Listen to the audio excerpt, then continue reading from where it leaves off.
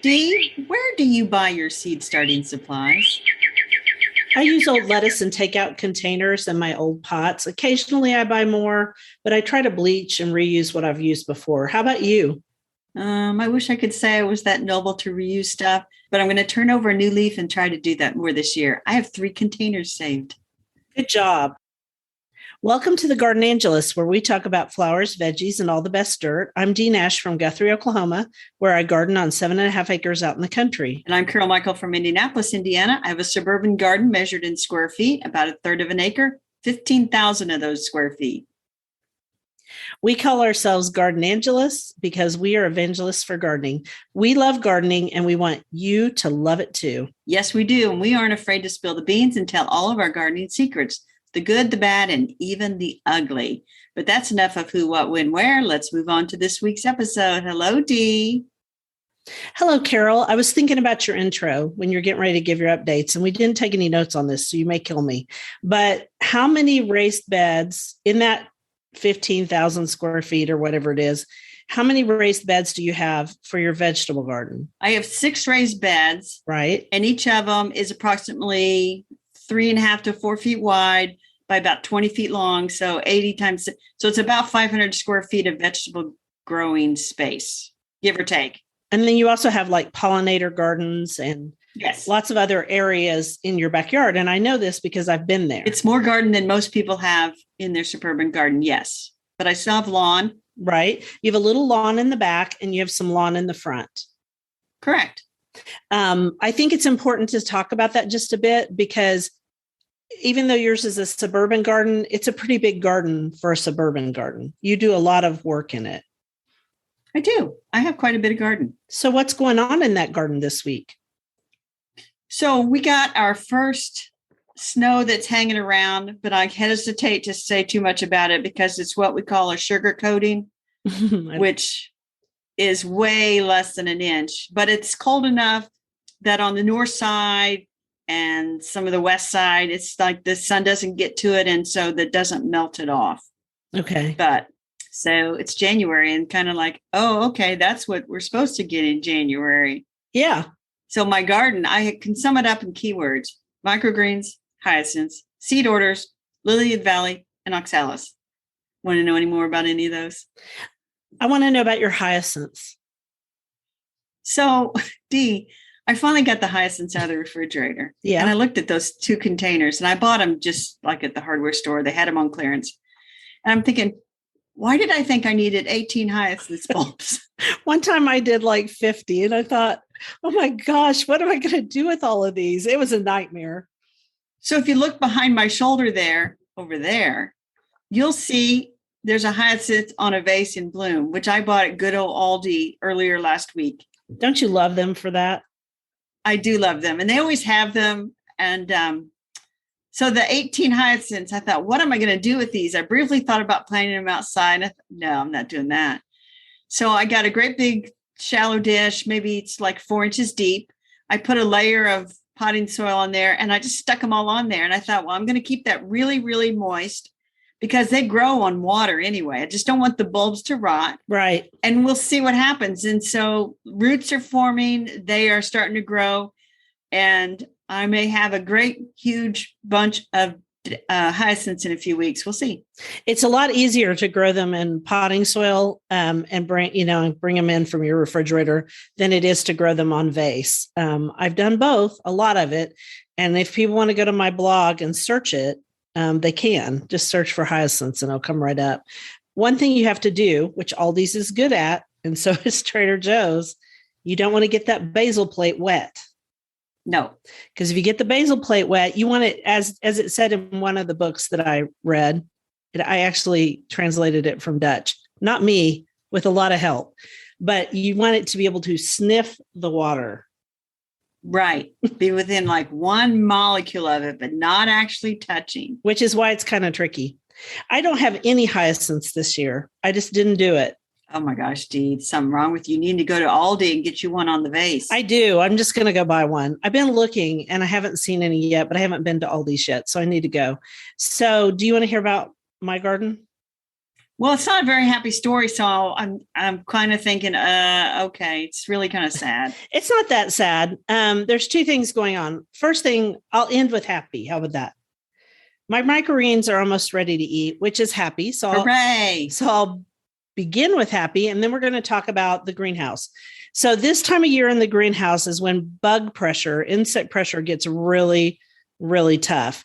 And what I have noticed, I've now had a greenhouse, I think I think I got it in 2009, maybe 2010. So let's say I've had it 5 to 7 years. We'll just say something like that. Wait a minute. Sorry. What? I got to do some mathematics for you. So if you got that in 2010, this is 2022. That's not right. I must have had it only 5 to 7 years. Okay. So let's say 7. So you got it like in 2017, not 2007, 8, 9. I still think that's wrong too. And I didn't put this down in our notes, so I didn't go research it, but it doesn't matter. The point is every year the greenhouse is slightly different. So I've been watching those stupid citrus trees for scale, right? Yeah. No, there was no scale on the citrus trees this year, but they started dropping leaves. So I've been doing a deep dive, which should be my rabbit hole, about what the heck is going on with my citrus trees. I'm trying so hard not to curse right now.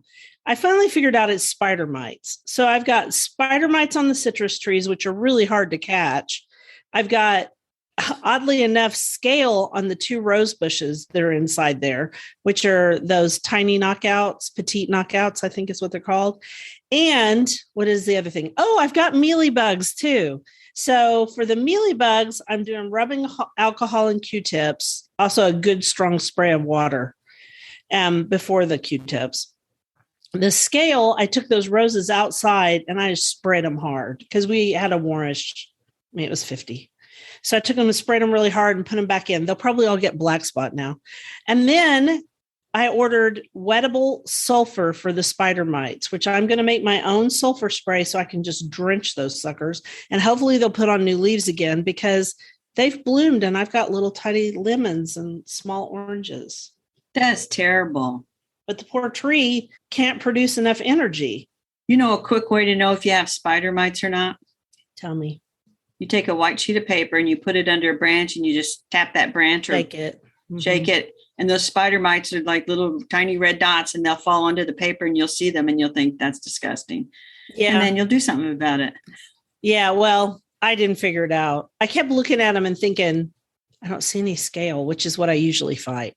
So the point is, greenhouse is different every year, and it's not all fun and games in the winter. Now, just to do something very quickly, I wrote a blog post about my indoor flower garden, and if people want to go look at that, that's much happier. The end. That is much happier. I saw the post. I need to comment on it. I will add this. So I think January and February is a big time that people think, I want houseplants. So here's a tip.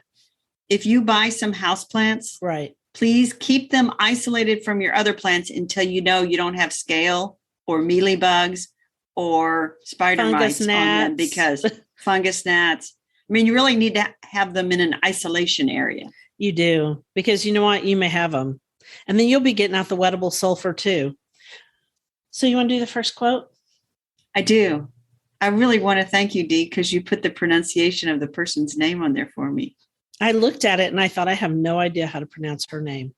The quote is, "Are not flowers the stars of the earth?" Kira Lucas Balfour. And so that was on a tag from a cup of tea that I had, a tea bag that I had. That's cute. I thought that's cute. It's a really cute one. What kind of tea is that? Oh, you know what? That's a tea. My sister had it with a little Christmas present. It's like a Bigelow brand or something. Yeah, Bigelow almost always has little quotes on their little tags, which is kind of neat. It is very cute. So our topic today is more flower seed websites with and without catalogs. Yeah, and most of these don't have catalogs. So you have to go look at them online, which I think is cool. This is where you get in what we call trouble. Like we weren't in trouble before. How many seed orders do you have coming or have gotten here? So 3 seed orders have arrived, two from the same company. And then, 4 seed orders have arrived. 2 more are coming, and never mind. Yeah, I have 2 that have arrived and 2 on the way, but whatever. All right. So you wanted to talk about the list of flower seed companies from Floret, which is a nice paying it forward that Floret has done. Yeah, Floret's Farm, which is very popular with flower growers. She's big into the dahlias. Erin. She's sweet peas, dahlias, all kinds of things. So she listed some of the flower seed companies that she really likes. And I included a link in the show notes so you guys can go check those out. I did a deep dive into one called Ardelia Farm, which is nothing but sweet peas. Oh my goodness. Did you buy some from them? I didn't, but only because I am just a model of restraint. Oh, I don't know how you did it. I went over there and looked for 3 minutes and said, sweet peas are hard to grow in my climate. And I just don't want that this year. I don't want to take the space. Well, but I've done it. Yeah. I have some sweet pea seeds that I bought from botanical interest. So I thought I don't need these special varieties. But if you're into sweet peas, I mean, they have the varieties that have the really long flower stems. So if you were going to grow them for, say, a June or July variety and you wanted to have some, but they're kind of a little bit iffy here too.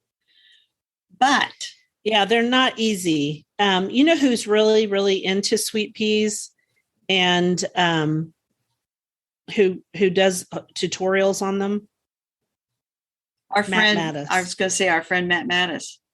I will also tell you. And I was looking at his website to see if he's also into violets. Is that what you were going to tell me? Well, he is into violets, but I was going to say that Ardelia Farm has a very nice article about how they grow sweet peas and their recommendations based on where you're at. That's nice. That's really nice.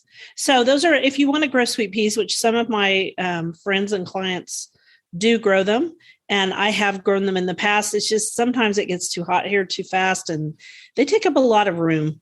And I want to do other things this year. I've got other ideas. Okay. So be it. So I'm going to grow sweet peas. You are. Good for you. Diane's Flower Seeds was the next one. Yeah. I think she's out of Utah. And I found her site because I was looking for viola seeds and she has a whole bunch of them. And so I ordered a bunch last summer and grew them in the summer, which is not the ideal time to sow viola seeds. But they've been sitting in the refrigerator and they're coming out for winter sowing. But I just thought she had a charming little site and she just has some lovely flowers. And so it's worth mentioning her as well. She does have some really great things. I'm looking at it right now again, and she does. She has a lot of really great things, including for those of us who live further south, 10 varieties of salvia, which might be fun to mess with. I think because she's up in Utah, if that's where she's from. I think that's where it's from. Makes sense that she would be salvia because salvia is for dry areas. Oh yeah, she's got some good ones. Okay, I need to get away from there. You could grow the U.S. National Collection of Salvia, Dee. Year of the Salvia. It's not the year of the Salvia. 700 varieties or something. I can't do that. All right. And then the next one is Eden Brothers, which I've bought from Eden Brothers for weird stuff I can't find anywhere else. They show up in my searches all the time. I was searching for some stuff last week. Oh, that's our vegetable topic, but they kept showing up because they do have a lot of heirloom and open pollinated seeds. They do. So that we give you Eden Brothers. And then we need to talk about Renee's garden seeds, which I love Renee Shepherd. And I have 2 of her, the cookbooks that she came out with 1,000 years ago when I first started gardening. I still love those cookbooks and still use them, especially for salads, best salad dressings. She has wonderful seeds for both vegetables and flowers. Right. She's always very generous with the garden writers and offers us some free seeds every year. She does. But just a good variety, another woman-owned company. I think they're out of California. Pretty sure. Hear this crackling? What do you stop opening seeds? This is Nan Andra's seed packages. Nan is a good friend of ours. I have never met Nan in person. I haven't either. She doesn't travel. She stays at home, which I can really identify with that, although I like to travel. Nan, if you want weird, unusual, cool things, along with some that are more normal, Nan's is the place to go. And she now sells them on Etsy. And what I was crackling are all these seeds I bought from her. Oh my goodness. Purple Queen Anne's lace. I bought some Verbena bonariensis, even though I already grow it. I've decided I'm going to sow some seed in little the packets Right. so that I want more of it is what I'm trying to say. Not very well. A cow parsley, golden fleece, weird stuff. Scabiosa stellata that she just said she thought I might enjoy doing it, which is drumstick scabiosa. Blue-eyed Mary, which I don't even know if I can grow here. Nicotiana woodland tobacco. Something different. Then this is the funniest seed of all right here. And I'm showing it to Carol, and maybe she'll do a little video of this little section. What is it? This is seed that I gave to Dan that I'm now buying back, which is really funny. So it's Mirabilis jalapa limelight, which is the 4 o'clock that has the bright green chartreuse leaves. I pulled all these up eventually, but I gave a whole bunch of seed to Nan, and now I bought my seed back. Is that not hilarious? It is hilarious. So she's got a garden in Pennsylvania, and I think I think it's probably acreage, but she grows all these and collects the seeds and packages them. This is a one-woman business, and she has a lot of very unusual variegated corn that you could grow ornamental. Yeah. If it's unusual, Nan grows it. You know what I mean? It's going to be a weird thing because she loves, and her combinations, we've talked about her before. Her combinations are just beautiful. So her Hayfield blog is one we love, and we should tell her we talked about her today. That'll make her laugh. Yeah. Yeah. I'll get the minute marking so she can go right to this spot. So you want to do the next quote? I do, because if we just sit here, then I'll start clicking on these links and ordering more flower seeds. I know. I had to get away from that one.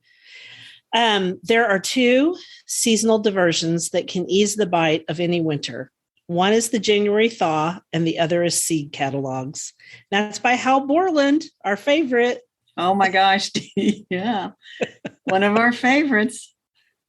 Carol's actually reading his book. So this year in vegetables, it is the year of the salad greens, which it's way beyond lettuces. But somebody decided that she was going to do this really interesting thing with lettuce. And this is my favorite post of yours this year. Thank you. Well, it's in the whole year, like for, not calendar year. Yeah. Dee, I am reading Hal Borland. I'm actually reading 2 books at the same time. Imagine that. This Hill, This Valley, and The Dog Who Came to Stay. So this Hill, This Valley, we talked about, I think last week, it's month by month accounting of his garden. And so we got to, I think it was February. And he talked about how they grow lettuces and, how she sows them really thick, his wife, and then thins them, and they eat the thinnings. And then when they transplant out, to give them more room to grow, and they make sure that it's raining when they do that, so it's really muddy. And then they had the list of varieties they grew. So the post I wrote is, I'm going to grow lettuce like it's 1957, and I'm going to grow those varieties. And that wasn't easy because some of those varieties still aren't around. Well, there's one I cannot find. So it was quite the deep dive to find what I think the lettuces are. And they had one called Penn Lake. He called it Penn, Penn space Lake. I couldn't find it. Right. I found Great Lakes, and I thought, well, he must mean that. It's a head lettuce. And so I thought I will get that. And then I went out to the National Garden Bureau with the All-American selections, and they go back to the 1930s, I think. And I found Penn Lake, Penlake. And I thought that's what he meant. Because probably no one sells Penn Lake seed at all. I couldn't find it. So I got a little call out on my blog in case somebody stumbles across that and says, oh, I've got some seed. So I'm going to grow Great Lakes instead of Penn Lake. That'll work. And here's what I liked about your post is that not only was it funny, but it gave really good information on how to do this. And I have actually grown lettuce like it's 1957, except for I don't use 1957 varieties unless we're talking about black-seeded Simpson, because I grow it every year. But the pricking them out and making space and all of that, I've done that several times. I did it the year my book came out, the year before, because I needed pictures. And so I showed doing all of that. And it's a great way to grow lettuce. Here you got to do it early because it gets hot. They lived in Connecticut, but it was in a valley. So I don't think they probably had some wonderful microclimate that kept things cool or something. So I don't know how long it'll last, the lettuces in my garden, but I will confess to being lazy about growing lettuces in the past. And so I am going to try to prick them out and grow them because my dad used to do that. We used to get heads of lettuce. Yeah. I mean, my grandmother did too. So even with the kind that don't head up, you can get great big things of lettuce. And one year I had a cool spring here and I took tons of lettuce to the food pantry because I just had so much of it. And then you also linked to something by the American Viscountess. Yes. We've talked about her before. She has a YouTube channel. And anyway, she had some cooking shows. And one of them, she made something called lettuce soup, which was a little bit complicated in Carol's world. But basically, you make a vegetable stock, and she made a delicious vegetable stock. And then right at the very end, you take great big hunks of lettuce left over from the garden and just kind of tear it up and throw it in. And then you let that steam for a little bit. And then you take the whole thing over and you throw it into a food processor and you blend it all together. So it's like a puree and it's lettuce soup. And she said it was very delicious and it did look pretty good. I mean, how could it not be good if it's fresh lettuce from your estate? Yeah. And if your ancestral estate, if you have a bunch of lettuce and you're tired of salad, I suppose that would be a way to use up quite a bit of it because she put a lot of lettuce in there, several heads of it. Yeah, it would take a lot of lettuce. Did she add cream at the end? I haven't watched the video. I do not recall her adding cream to it. I don't think she did. No, she didn't add cream. I think cream is great in everything. Yeah. Okay, so that sounds really good. You have a lettuce you wanted to tell us about, though. Oh, I was really excited about this lettuce. We talked last week about high mowing garden seeds, and I don't have the catalog right in front of me. Why was I excited about this lettuce last week? I have no idea, but you're like, oh, I want to talk about Encino lettuce. And I'm like, okay, I'm going to talk about growing lettuce like it's 1957.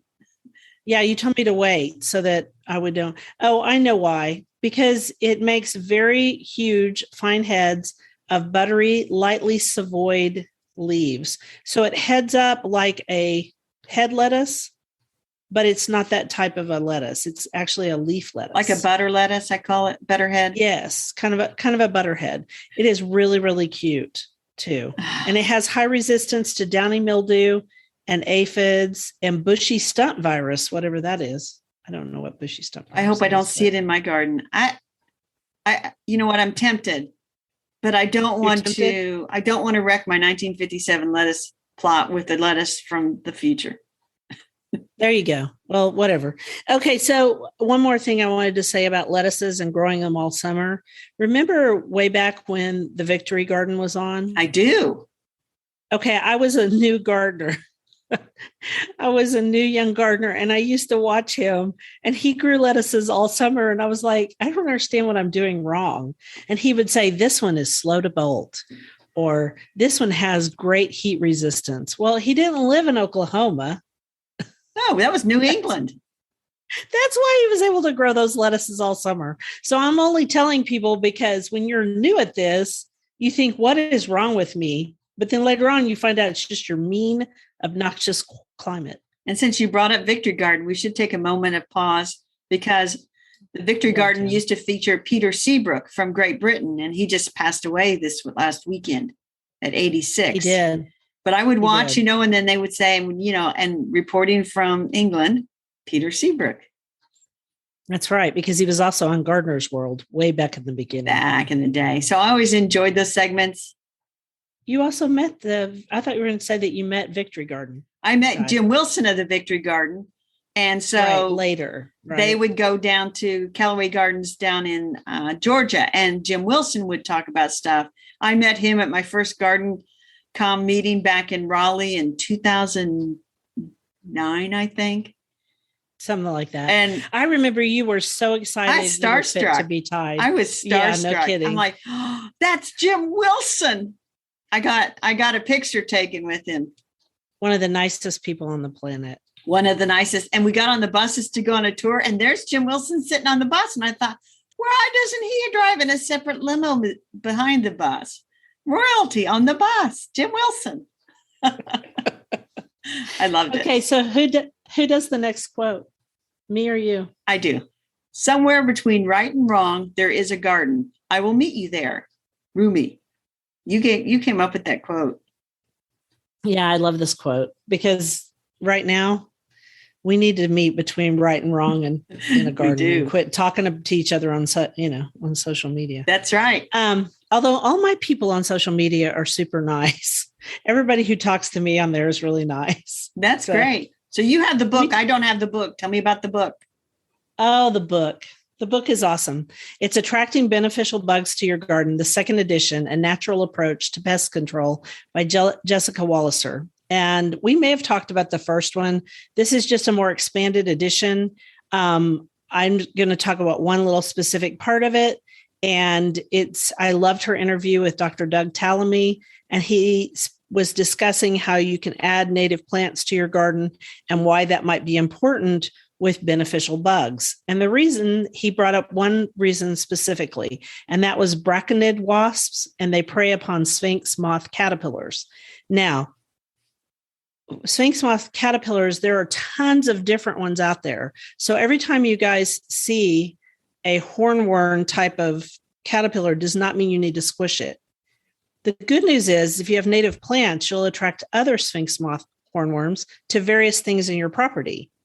And then that way you always have the predators, which are these wasps, in your garden. So when hornworms show up on your tomato plants, just move the hornworms over to one sacrificial tomato plant, and that plant will send off all of these signals that will attract those wasps, and you'll get to see nature kill itself in action. That is just, it's better than TV, isn't it, Dee? It's way better than TV. I mean, honestly, if you've never seen a hornworm start to be killed by little tiny wasps, because they lay their eggs on them and then they look like little white things. And anyway, it's really cool. I show it to every kid that comes to visit, and there you go. Yeah, wasp.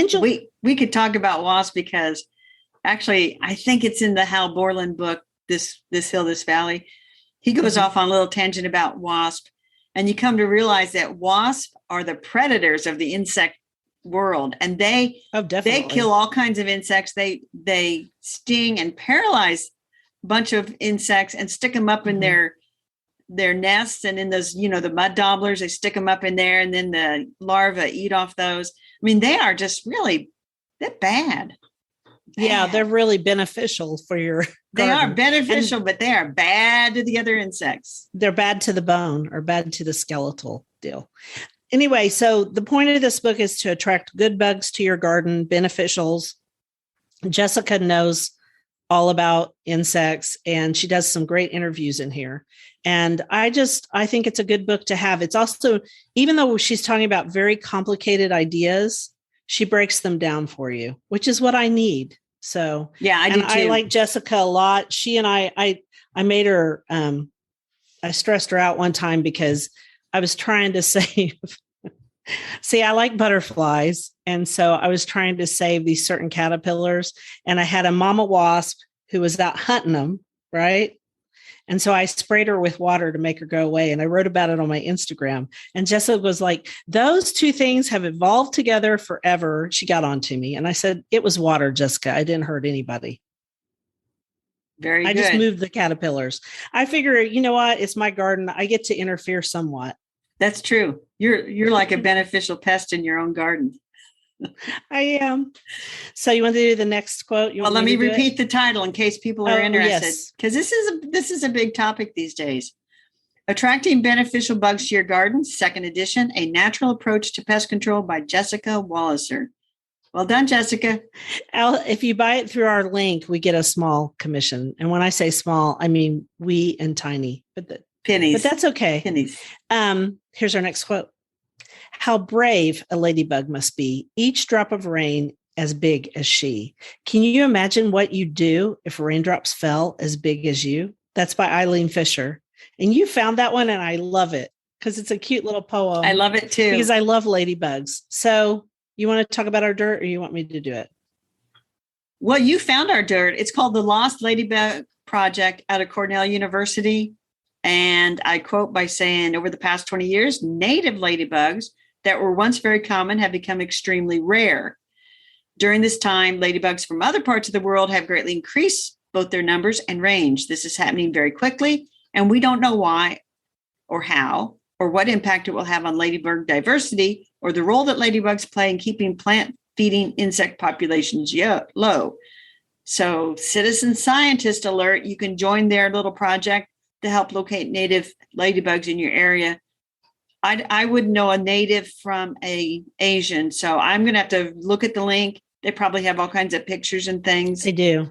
So. And I actually got this link and the story about a particular native ladybug from Jessica's book. And that's where we got it. And we thought it was interesting enough dirt that we thought we'd link to Cornell. And this is very similar to what people do for the monarch butterflies, where we count them and we put all this information and you take pictures and all of that. So while there's all these pest control companies that are like, danger, Asian ladybugs. I don't buy into that, but I think anything we can do to count our native ladybugs, that's a good thing. Yes. And I think I'm going to send this link to my older sister who has grandkids, and they're not big on bugs, but if they had a project like this, then that would force them to look at all the ladybugs and see how pretty they are and find the native ones. I'm going to send it to her. Right. And say, you need to do this with your grandkids. Yeah, you should. Auntie Carol says so. I think this would be a great idea, and it'd be a really fun thing for kids to do. Yes. Your granddaughter's a little bit young, but a couple of years. She's young, but she has a board book called Cuddlebug that I bought her, and it's one of her very favorites. And guess who's on the front? The ladybug. The ladybug. That's cute. Thanks. I want that book now. I'll get it for you. All right. So you want to do your rabbit hole first, and then I'll do mine? Oh, Dee, I fell down another rabbit hole and don't know where to go. So I was reading Garden Rant, and Alan Bush, who's an excellent writer of his own, talked about Robin Lane Fox. He's written a garden column for the Financial Times in London for 50 years, 50 years. And he's got a couple of books out there. And this is going to really freak me out. It did freak me out. I thought, I have that one book. It's called Thoughtful Gardening. I have that book. I've read it. I had it on a pile of books. It's like, I don't know if I want these anymore. I have never read this. And so I almost was getting rid of it. And now instead of getting rid of it, I pulled it out. I've started to read it and look up videos of Robin Lane Fox, which there are two on YouTube where he walks through the New College Gardens in Oxford, where he is, let me get this right. He's an expert on Alexander the Great. Yeah, I'll just read this on the back cover here. Robin Lane Fox's garden column in the Financial Times is the longest running in print today. The author of Better Gardening and Variations on a Gardening. Oh, 2 more books to buy. He began his career in the Great Botanical Garden in Munich, and since 1979 has overseen the grounds at New College, Oxford, where he is university reader in ancient history, thus his expertise in Alexander the Great. The prize-winning author of many books on classical history, including Alexander the Great, The Classical World, An Epic History of Greece and Rome, and most recently, Traveling Heroes, Greeks and Their Myths in the Epic Age of Homer, lives in Oxford, England. And I actually saw that he lives in the Cotswolds. Oh, which is where I'm supposed to go next summer. We'll see if that happens. Anyway, it's charming. And I'm reading the book, Thoughtful Gardening. He has his opinions, Dee. And he is definitely an opinionated writer. I was waiting to see if you were going to say that, because there were some people in the US who didn't like things that Robin had to say. Because I remember when that book came out. Oh, yeah. And here's my attitude. He can have an opinion. It's just like what I said about spraying the wasp with water in my garden. It's my garden. But I don't use scary stuff. Yeah, in my garden anymore. he definitely has his opinions, and they are very strong. Yes. And one thing he wrote, and these are short little essays, so it's like you can read a few at a time and not you can get overwhelmed. But anyway, I'm so here's how it works, Dee. So I have this in hardback, Thoughtful Gardening. So Thoughtful Gardening. I read it at home. Mm-hmm. I have Hill and Valley over on Hoopla, so I read that on my phone, and I'm up to September. And then I have The Dog Who Came to Stay, which is on Kindle. And so I'm like reading all these books. And here's what I say in general about this rabbit hole. And this was my thought. These are take it slow books because the prose is excellent. These gentlemen know how to write. It's not the same. Yes. You mean, because you can take a popular novel, so to speak, and you're more reading it for the story, so you can zip through it pretty quick. You're not worried about the nuances. Right. But I sent you stuff from Hal Borland last week. It's like, man, read this. Yeah, it is impressive. It really was. So I'm down at that rabbit hole, and it's a good rabbit hole to be in the wintertime. It is, because you know what? It gives you ideas for your own garden. And that's a great way to be. Many. And beautiful prose. It doesn't matter what you're reading. I just read a book on tacos. And I know that sounds silly, but this guy makes real tacos, and he's a chef, and he's very opinionated he's as opinionated as Robin Lane Fox is about gardening. He is about cooking, and especially Mexican cuisine, real Mexican cuisine, which is different from Tex-Mex, but that's another book I have. But you went down a rabbit hole, which resulted in. So my rabbit hole is about motivation and gardening and what keeps me going. All right. When I first started gardening, I was all about vegetable gardening. Well, not when I first, that's not true. I started with houseplants, but you start with, and then you went into roses. And I went into roses, and then I went into vegetable gardening when I moved out here to the country. But it's just Bill and me now. It used to be all of our kids, and I would grow tons of stuff. And my mom loved tomatoes, so I grew tons of tomatoes. And she can't remember to eat them now. So I've decided that I'm not into vegetable gardening for gardening's sake anymore. I know. However, I still want to grow some things in pots, because that to me is the easiest way to vegetable garden, with raised beds a second. It is. You know, like pots first, then raised beds, which are just big pots. So that led me down a rabbit hole. And I joined a CSA, which I think sounds crazy for a vegetable gardener, but not really. So my friend, Kamala Gamble, runs Guilford Gardens CSA with a lot of help. And CSA, we should tell people that's community supported agriculture. Right. And it also ties into my buying stuff local, because, you know, I'm all about buying local this year and last year. And so she is a pesticide-free farm. She grows things organically. She also has connections with other farms. So maybe she'll focus on one thing and they focus on something else. And I decided I'd rather let them grow organic food for me, because it was a deal. It was about $25 a week. Now I had to pay ahead, but it doesn't matter. And so I'm going to pick it up once a week, because she does a delivery out this way. And it also ties in with my potager and how I want to plant dwarf sunflowers inside my lavender for my honeybees. Very nice. That's my rabbit hole. I think that's a good rabbit hole. It's interesting. Let's move. That is very interesting. I was like, maybe I still grow stuff. You're still going to grow some stuff. Well, I am. I'm going to grow peppers, and I'm going to grow tomatoes, but I'm not going to grow eggplant, and I'm not going to grow squash. No. I've done that, been there, done that. Don't want to do it. Let somebody else. So onto our garden commissions. I'll tell you mine quickly, because it relates to what I just said. I'm going to clean out the rest of my smart pots for my tomatoes, and I'm going to use the potting soil elsewhere in the garden, because you don't want to reuse your potting soil. Diseases build up, and it also uses up all the good stuff in the potting soil. I'm also going to try in my potting soil this year, in all my pots, I'm going to use Coco Loco, because it's coconut hulls. I'm going to switch away from peat moss. See what happens. Yeah. Well, I'm going to finish sorting seeds, watch the hyacinths in that big container. And my lily of the valley are starting to come up. Yay. I don't know if they're going to be big enough for to flower, but they are coming up, so they are alive. I'm going to watch them. They're in this room behind me, so I can keep a better eye on them. Good idea. So that's it. We want to thank you for listening to the Garden Angelus. If you like our podcast, please tell your friends about us. Also hit that subscribe button so you don't miss anything. And if you listen to Apple Podcasts, we'd love a 5-star review. That helps us get noticed by others.